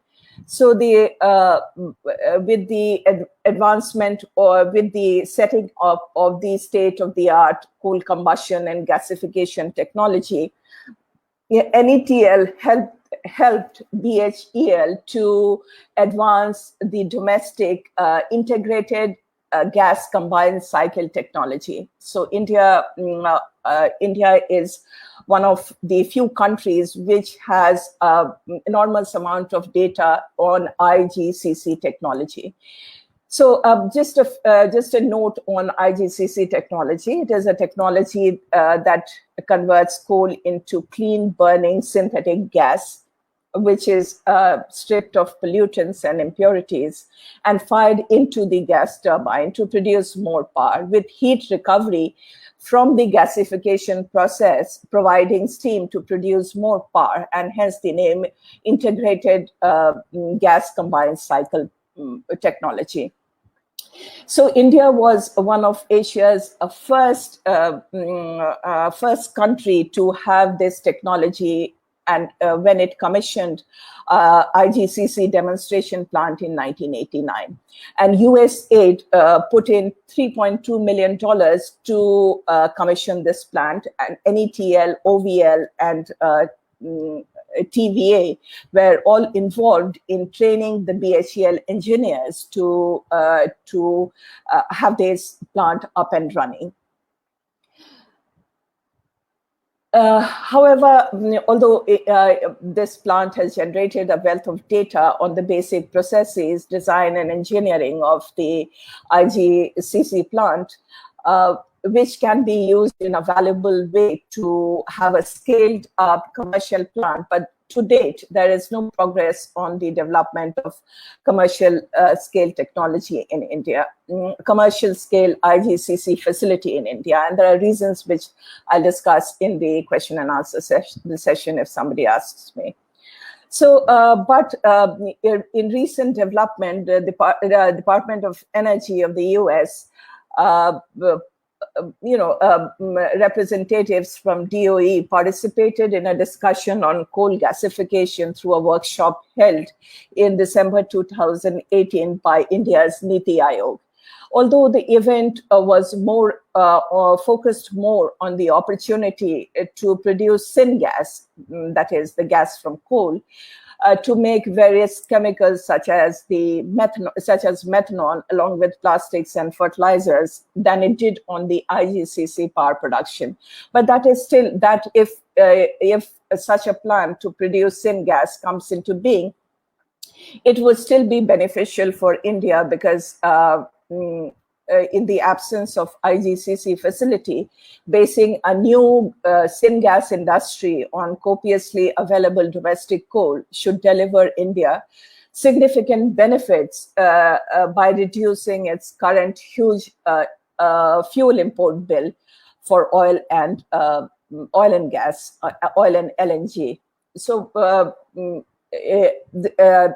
currently, United States and India are in talks to produce or to set up a plant for production of syngas, which will be a good complement to import of gas that India is increasingly importing from the US. Now, the second program was related to the commercial activity or commercial initiatives in clean coal. So under USAID's program for acceleration of commercial energy research, that is PACER, an Indo-US coal preparation program of USAEP, US Asian Environmental Partnership, India's first commercial washery came up in 1998 at Bilaspur in Madhya Pradesh. So coal washing, as you might know, is a process that removes minerals from coal that interfere with complete combustion and reduces the calorific value of coal. Now, if these minerals are removed, coal burns more efficiently, and the overall thermal efficiency of power plant is improved. Greater efficiency reduces coal consumption and results in less carbon dioxide emission and emission of conventional pollutants. It also reduces degradation of power plants and ash disposal. So it is a very significant technology that was introduced in India in 1998. In 1998 by the USAID's PACER project. Now, I must tell you that although washing of coal was common in India for industrial coal, the washing of thermal coal was not a regular practice. Now, industrial coal, the coal that is used to produce steel, but washing of thermal coal that is used to produce power, was not in regular practice and was not considered to be cost effective in power generation. But with the establishment of the first commercial washery in Bilaspur in Madhya Pradesh through a joint venture between the privately owned BSES, Bombay Suburban Electric Supply Limited, and two US companies called the Spectrum Technologies and CLI Corporation, the washery came up, and where the US AEP, under its Clean Coal program, deployed an advanced coal cleaning circuit based on the US technology. So this was a very significant step in efficient use of high ash Indian coal in power plants in India. And the Indian government, which had taken a keen interest in USAID's coal washing project, promulgated its first order on the use of washed coal in Indian power plants once the washery was set up in 1998. A decade later, again, the Ministry of Environment and Forest, in its January 2014 notification, made it mandatory for power plants with installed capacity of more than 100 megawatts to use washed coal. Further, the notification also mandates all open cast mines, projects with a capacity of more than 2.5 million tons of per annum of production and above, it mandates, notification mandates that such open cast mines should be designed with integrated washeries. So the PACER project was through the PACER project, a significant step was taken in the direction of using coal in a cleaner way in Indian power plants. Now, another very significant project, US aid project, was the greenhouse emission project, the GEP project, which resulted as an agreement between the Ministry of Power in India and Department of Energy in the US.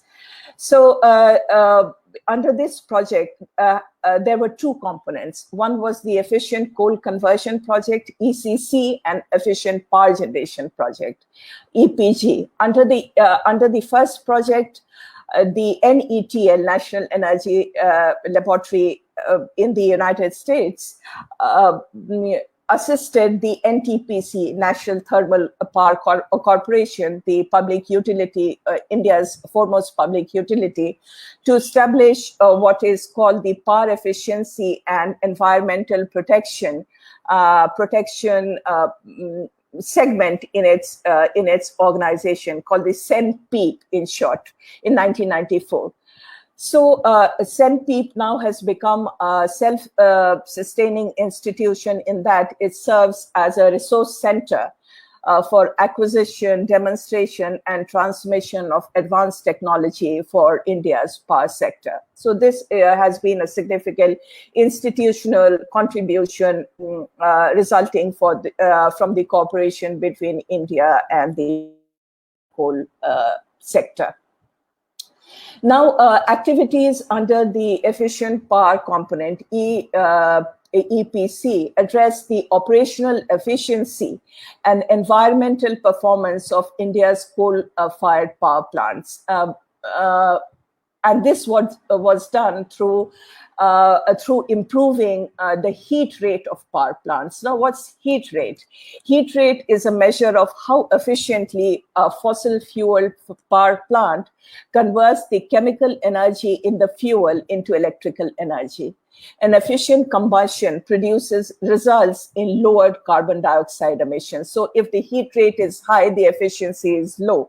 And if the heat rate is low, the efficiency of a power plant, of a boiler, is high. And if the efficiency is high, then carbon dioxide production of pollutants, again, goes low. So the US, the TVA, through an interagency agreement with the NETL, TVA, the Tennessee Valley Authority, through an interagency agreement with the NETA, carried out heat rate reduction training at the NTPCs, the National Thermal Power Corporation of India's coal-fired power plants. And these are massive plants, and at least 30 Indian state utilities. Now, as the power plants were audited for performance, several NTPC and state utilities power plants were able to identify heat rate improvement potential even at their best run power stations. And the state utility, very significantly during the 5 years of this particular segment of GEP, recorded an additional cumulative generation of 440 megawatts. Just a moment. With the help of thermal efficiency and performance improvement training and practices. Another significant outcome of the GEP project was the release of guidelines for heat rate improvement for implementation in both older and newer subcritical coal-fired power plants. And these guidelines were prepared jointly by the NETL, TVA, EPRI, and CENPEEP. So it was a joint project to prepare guidelines for the power plants, heat rate improvement guidelines for power plant in India. Now, building upon the experiences under the GEP program, CENPEEP and the NTPC have established a computerized real-time efficiency monitoring program across its entire fleet. as well as launched the training and training services for state electrical utilities and private utilities through what is known as the Power Management Institute. So we see that through the GEP program, Indian utilities have been able to focus less on the plant load factor, and that is production of electricity, to plant efficiency, that is production of power in an efficient way and in a more, say, green and friendly, sustainable way. Now, another very important program, US aid program, has been under the PACE agreement of India and the US. PACE, that is Partnership for Advancement of Clean Energy. And under PACE, there is a component called the Cleaner Fossil component. And this component and projects under this component was run for about 2 years, between early 2017 to end of 2014, about 2 years. And in this, in the cleaner fossil project component, the Indian utilities were made aware of two critical best practices in power plants. That is, one is benchmarking and another is coal blending. Now, benchmarking, a little note on benchmarking. Benchmarking is an advanced management technique for evaluating the performance of a power plant unit or power plant boiler, which includes key metrics and a process for assessing the performance against a set of parameters. So a best practice manual was prepared for supercritical units in power plants through the collaboration between, again TVA, NETL, and CENPI. A benchmark document was also prepared for the 600 megawatt supercritical plants. Now, supercritical plants are plants that are more efficient than the conventional pulverized coal power plants. So supercritical is a step forward towards efficiency of coal combusting power plants. You have then the ultra supercritical, then advanced ultra supercritical. So these technologies come under the broad rubric of HELE technologies, LA, that is high efficiency, low emission technology.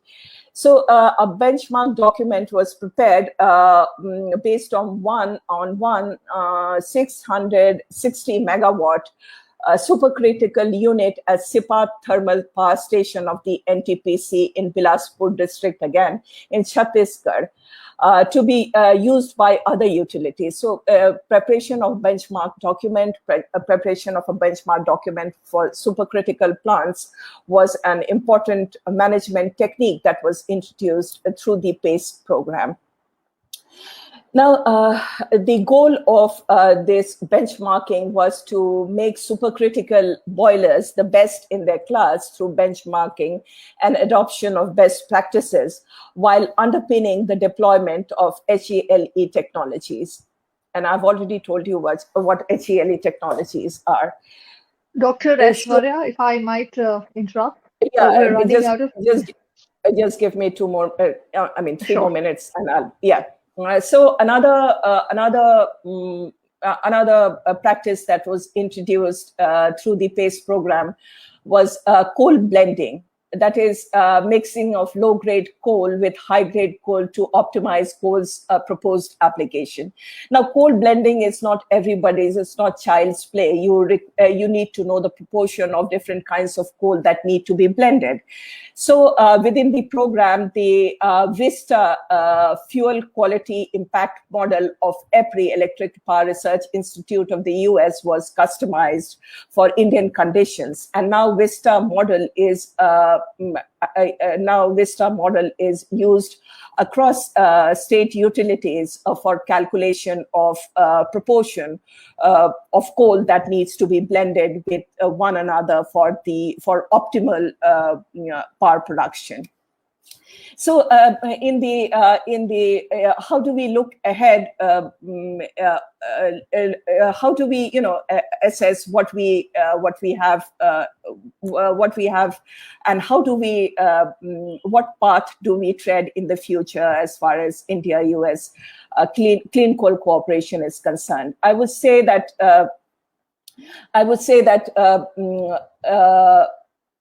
India should cooperate more aggressively on the ultra advanced or advanced supercritical technology, which the United States has developed. In fact, the Department of Energy has funded the advanced ultra supercritical consortium led by the energy industries of Ohio, and EIO, that is the EIO EIO has been talking for several years with NTPC about testing the US material at the Dadri plant, at NTPC Dadri plant.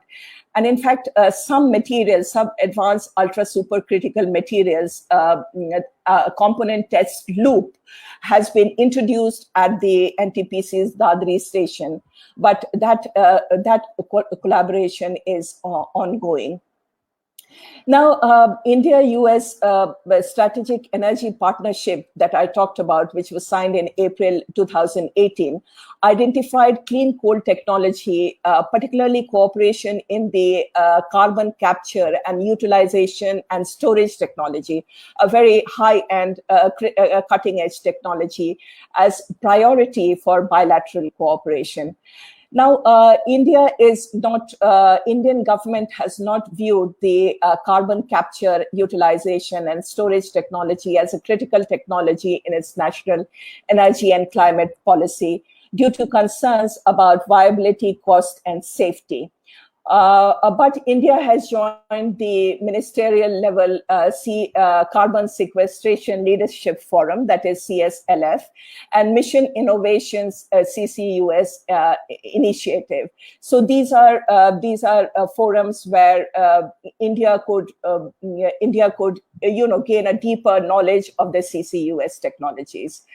But as the US leads the world in CCUS technologies and has developed a sophisticated set of policy incentives and infrastructural framework, India would greatly benefit from collaboration with DOE's national laboratories and other entities which are supported by the US government's carbon sequestration program. So I would say that India and the US have a successful history and a solid foundation for expanding cooperation in the CCUS sector. Now, the last word on India-US cooperation, I believe that beyond cooperation on now commercial clean coal technologies, CCUS is also increasingly being commercialized all over the world. I believe that India should engage with the US on next generation technologies.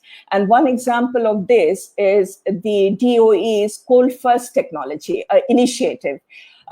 Coal First is the coal flexible, innovative, resilient, small and transformative initiative of the Department of Energy and the Office of Fossil Energy to develop a future coal-fired plant that can provide secure, stable and reliable electricity with near zero emission of both conventional pollutants and carbon dioxide. Now, this coal-first technology can be a great addition to the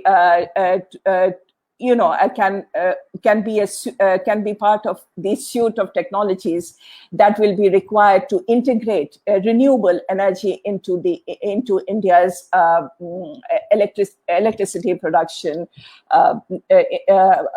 sector. So use of innovative and cutting edge components can improve energy efficiency and reduce emission. And this is one technology that India should eagerly engage with the United States and should be able to become part of any project that is being undertaken by the Department of Energy in the coal first area. Thank you. Thank you, Dr. Sujata, for a very exhaustive outlook on India's energy security. I will direct the questions to our panelists. I believe, Professor Robert, you have prior questions on India's engagement on energy security. Mr. Saunders, to save time, I just put my question on the chat mentioned. And Dr. Sujata, I would like to hear more about the reasons for non-commercialization of the plant, but you have to be brief. So we'll start with Professor Robert, and then to Mr. Saunders, and finally to Dr. Sujata. Thank you. So I'm not by any means an expert on India, yet I hope to learn more.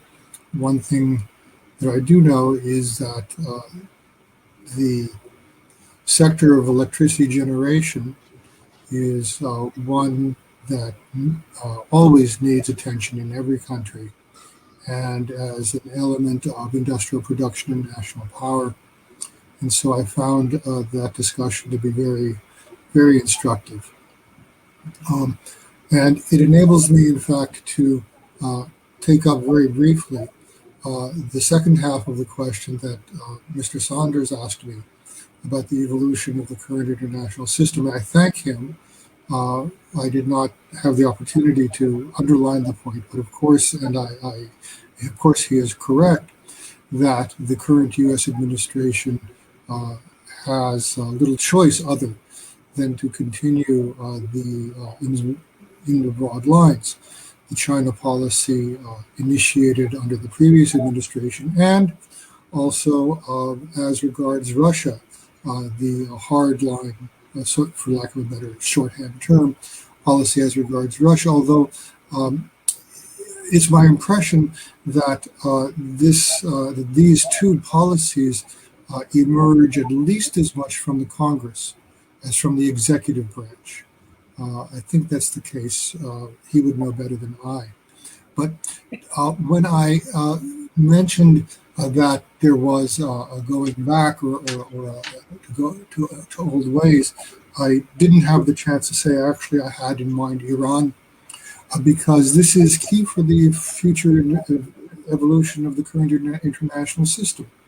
And not only is it possible that certain developments in Iranian industry could lead to a destabilization of the equilibrium in the Middle East, but also to answer and to finish the point on the evolution of the international system, it's clear that, or it should be clear, that we are going out until the next few decades. There will be the formation and the opposition of what you may call a new triple alliance, although there's not a military alliance, of China, Russia, and Iran. I don't have to say more about that. I could. If there are any questions, I'll say more about that. And on the other hand, what is going to come together that is only starting to become clear to some people is something you've seen in the newspapers and headlines about the Anglosphere. In the Anglosphere, it's based on common law. It's based on the fact that it's possible to do business in common law countries as opposed to civil law countries much easier than otherwise is the case. And this is inherited from what is the Anglosphere? Largely, it's the Five Eyes, not exclusively. It's the UK, US, Canada, Australia, and New Zealand.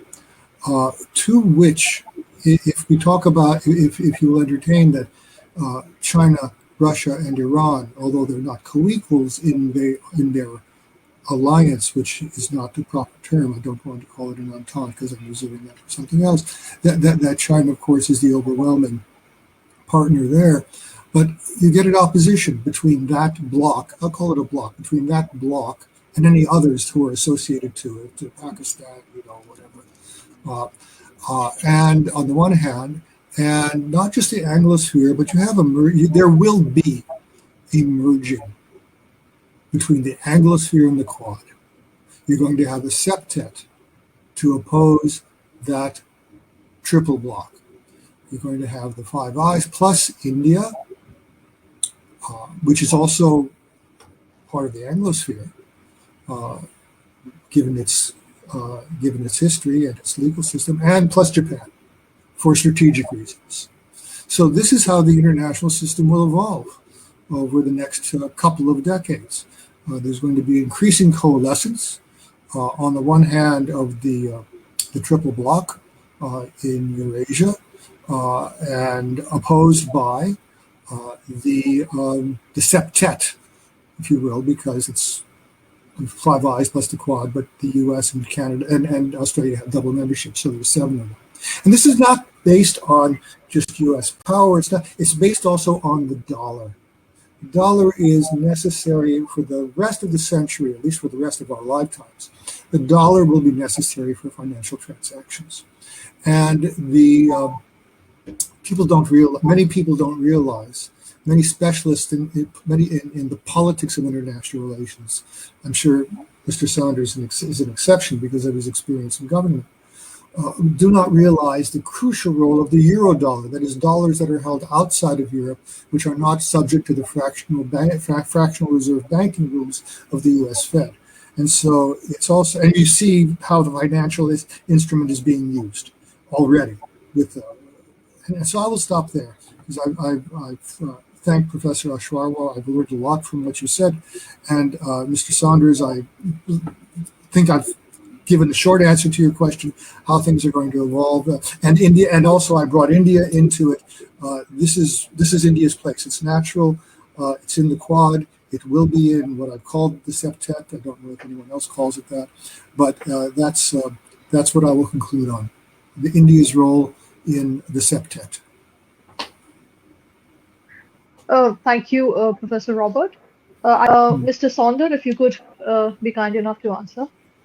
Certainly, thank you. So you've asked about the future of clean energy cooperation between the Biden administration and China.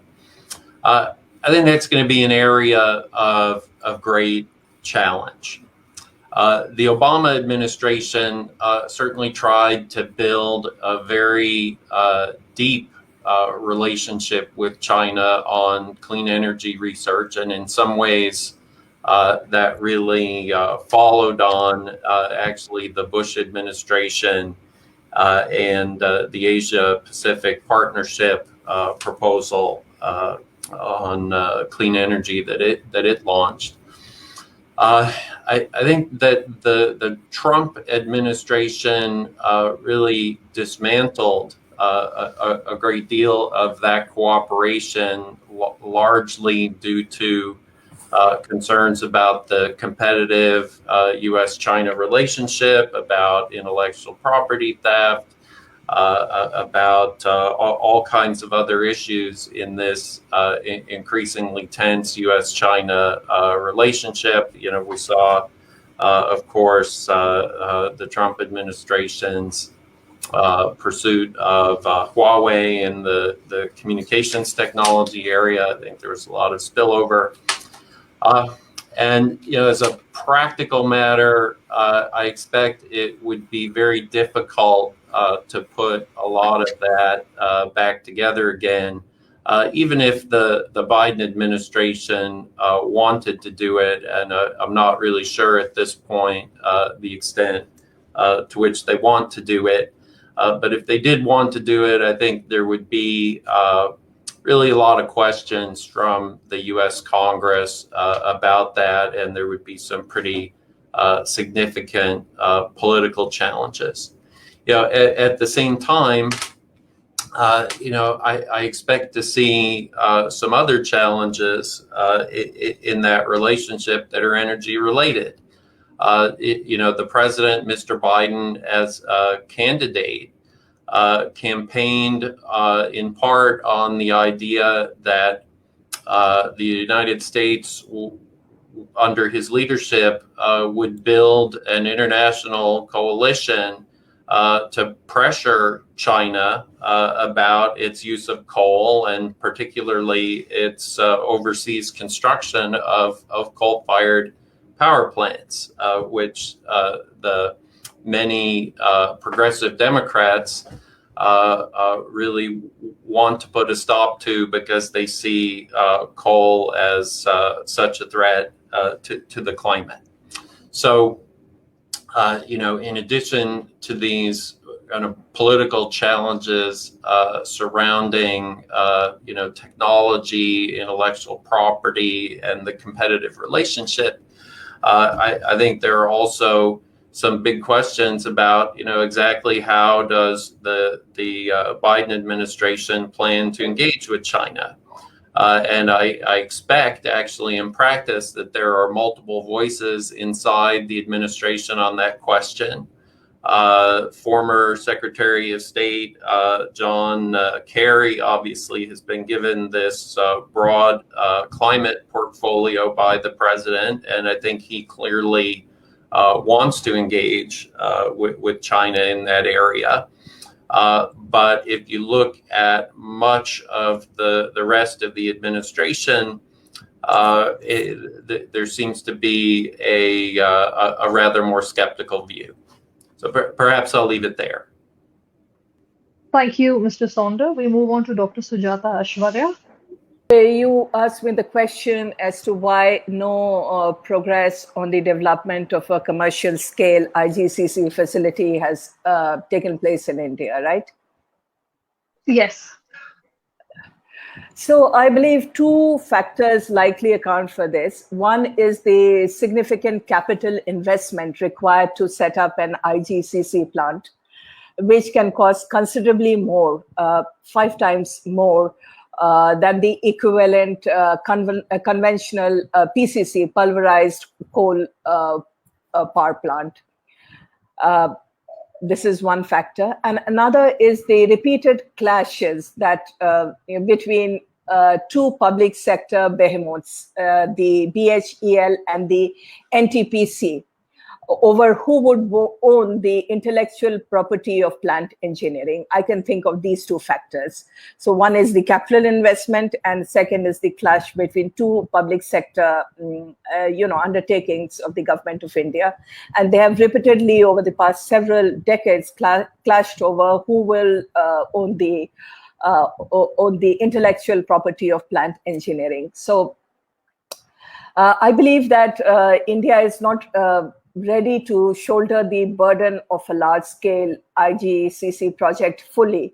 And it has recently been suggested that India could do well to negotiate a buyout of its IGCC technology for others to potentially take it forward. Although the buyout, I firmly believe, may not change much as far as the project economics is concerned, a foreign technology owner might make the necessary investment or be more able to secure that investment from others. Thank you, Dr. Ashwarya. Professor Robert, if you would like to answer the question asked. Is about the role of India in a situation where, in the current conjuncture of international economics and politics, and what's the role of India? This is a very good question. It foresees, it adumbrates the fact that not just the question of raw material, cheap labor, and energy security, but that supply chains have been breaking down for a number of years, and which has only been exacerbated by the government-imposed lockdowns arising out of the coronavirus. And so, as for India, the question is really, where can India find a place in the newly configuring supply chains that are leaving China? Vietnam is full. The two factors that inhibit that make it difficult for India to find with its fantastic human resources to find a place is first, it's well known, the lack of infrastructure in much of the country, especially given the physical geography of the South. That's one reason why. It's not the only reason there's a lack of infrastructure there, but it's an important reason. And the second, which comes back to Professor Ashwarya's point, in fact, is electricity. If a factory is going to relocate to Vietnam or to India or wherever, it has to have electricity. It has to have a reliable source of electricity, and the institutional conflicts to which she just alluded in one instance are, to my knowledge, not the only institutional conflicts that may inhibit the certain developments, certain desirable developments in the power generation industry in India.